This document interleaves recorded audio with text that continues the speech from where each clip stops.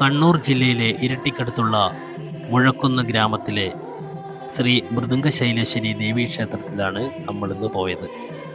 കൊട്ടാരക്കര തമ്പുരാന്റെ രാമനാട്ടത്തിൽ നിന്ന് പ്രചോദനം ഉൾക്കൊണ്ട് കോട്ടയം തമ്പുരാൻ കഥകളി സൃഷ്ടിച്ചതും ഇവിടുത്തെ സന്നിധിയിൽ വച്ചായിരുന്നു.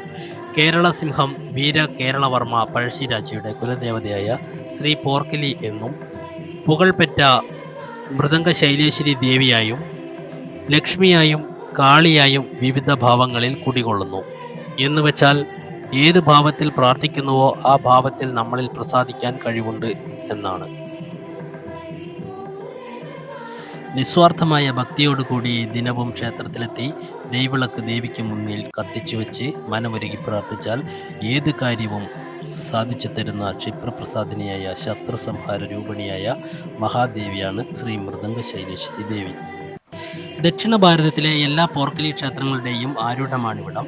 പരശുരാമനാൽ പ്രതിഷ്ഠിതമായ 108 ദുർഗാക്ഷേത്രങ്ങളിൽ അതിമഹത്വം ഉദ്ഘോഷിക്കുന്നതാണ് ഈ ക്ഷേത്രം. വാദ്യങ്ങളുടെ മാതാവായും ദേവവാദ്യമായും അറിയപ്പെടുന്ന മൃദംഗം അഥവാ മിഴാവ് ദേവലോകത്തു നിന്നും പിറന്നു വീണ ശൈലമാണ് മൃദംഗശൈലം.